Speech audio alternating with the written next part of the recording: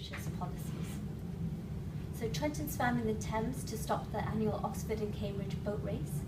78% of this current government went to Oxford or Cambridge, including Mark Harper and Theresa May, the Home Secretary. Having gone through this experience with the media, with the police and the Home Office, we knew that Isabella would need as much support as possible. We wouldn't be here if it hadn't been for the many people who helped us, and we wanted to offer the same to Isabella. The following day, we established a very simple website asking people to contribute to a fund. We sought about linking with a number of partners, Tawak Tansuya Nation and the Awakened Jaguar Movement, were one of the first to join.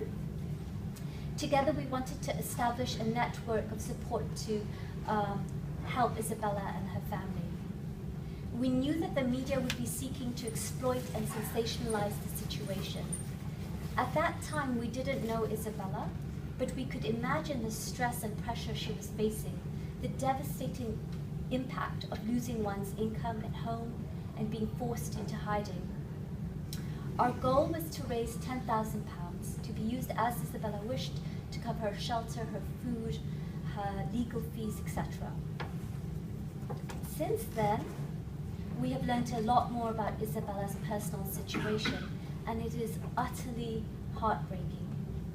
Unfortunately, because this is now part of an ongoing legal situation, I can't share many details now.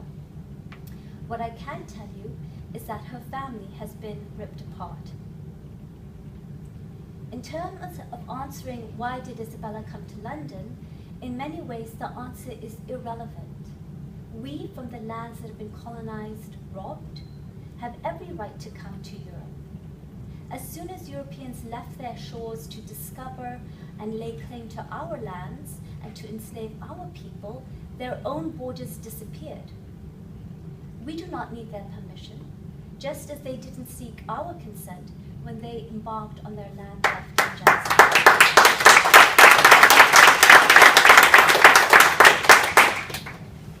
It is, in fact, Europeans who do not,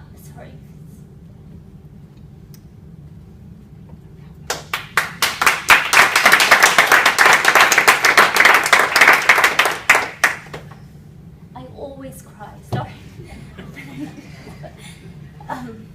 It is the Europeans who do not have the right to live in our lands, and I'll speak more about this now, hoping to provide some historical context. We have to go as far back as the mid-1400s, when the Italian colonialist Christopher Columbus was commissioned by the Spanish crown to claim land on behalf of Spain and God. Europeans used a Roman principle called the doctrine of discovery to claim uninhabited lands as part of their nations. Obviously, much of the planet was inhabited. And so the Christian Church, or specifically the Vatican, which created laws governing many European nations, constructed papal bulls to justify their claims to land.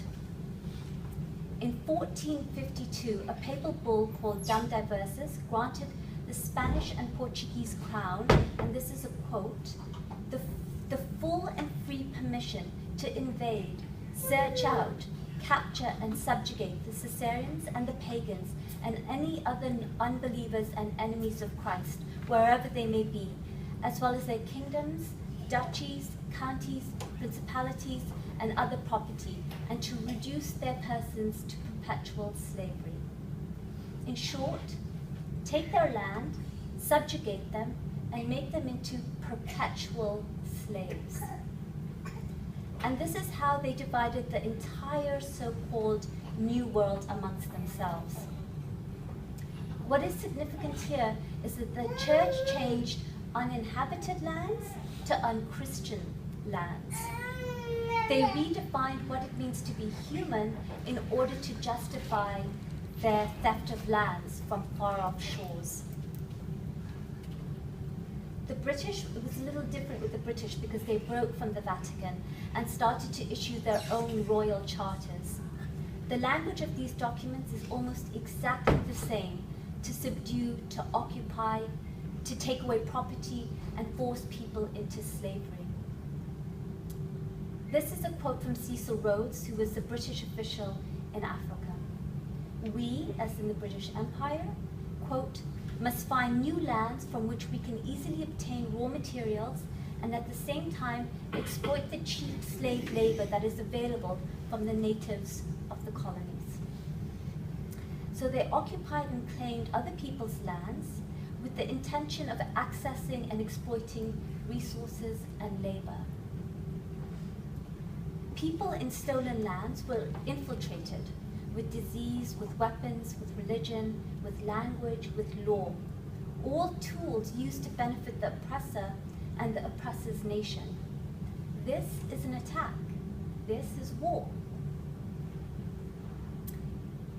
It is important, therefore, to understand this relationship, to understand there is a reason it has become so normalized to think of ourselves, the brown or black body, as a laborer, a servant, a cleaner. There are reasons we find ourselves in poverty. There are reasons we are forced to migrate from our own lands. There were deliberate policies and systems established to ensure this. What I've outlined is without conjecture. You can even read about this in their own archives. So what now? I think we need to be prepared because the forthcoming election is going to be run on immigration. The attacks are going to increase. We need to be ready to counterattack as viciously and as quickly as possible. I feel like there is an amnesia, a deliberate mental block about their history. We need to remind them of how exactly they became so wealthy. We need to build support and alliances with one another in similar groups so we can work strategically to disrupt the narrative they are falsely creating using all media, radio, newspaper articles, television, and social media. Tell them, please.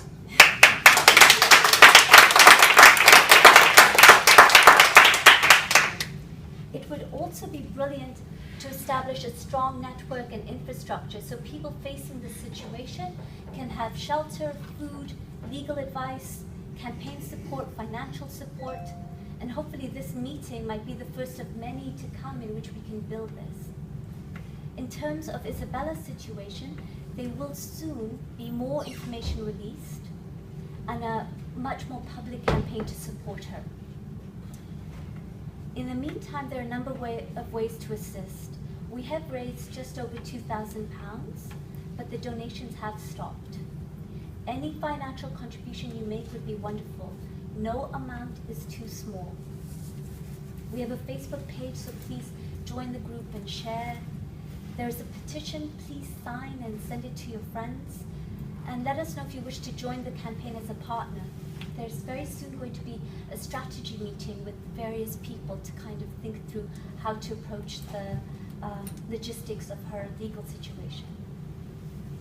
If you have experienced a similar situation yourself, or you work in an organization and can offer direct support and advice, then please do get in touch.